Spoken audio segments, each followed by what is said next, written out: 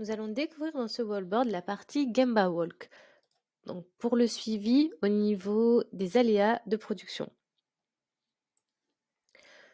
Dans cette démo, on a imaginé deux types de Gemba Walk, plutôt en mode checklist qui viendra alimenter cette zone à gauche ou de façon libre à droite. La partie checklist va être plutôt pour quelque chose de régulier. On peut toujours scanner le QR code pour saisir depuis son smartphone ou sa tablette. Sur là, les trois catégories qu'on a imaginées, on pourrait en avoir plus. On peut dire oui ou non. Donc là, est-ce que les allées sont dégagées? Non. Du coup, je fais apparaître un commentaire. Allées non dégagées.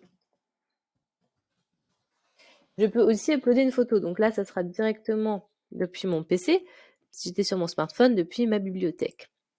Côté protection, on est OK. Et côté vêtements, on est OK.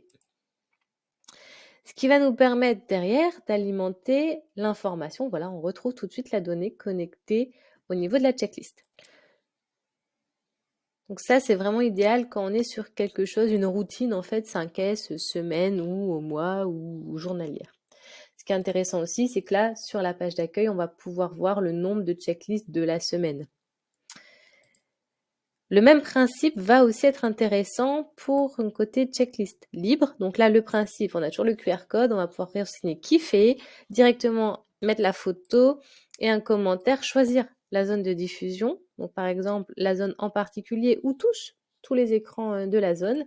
Et puis peut-être demander si on veut échanger lors du top et demander une action qui soit prise pour éviter cet aléa. Donc là, on est plutôt sur un format libre qui sera au fil de l'eau en cas d'aléa constaté dans le site.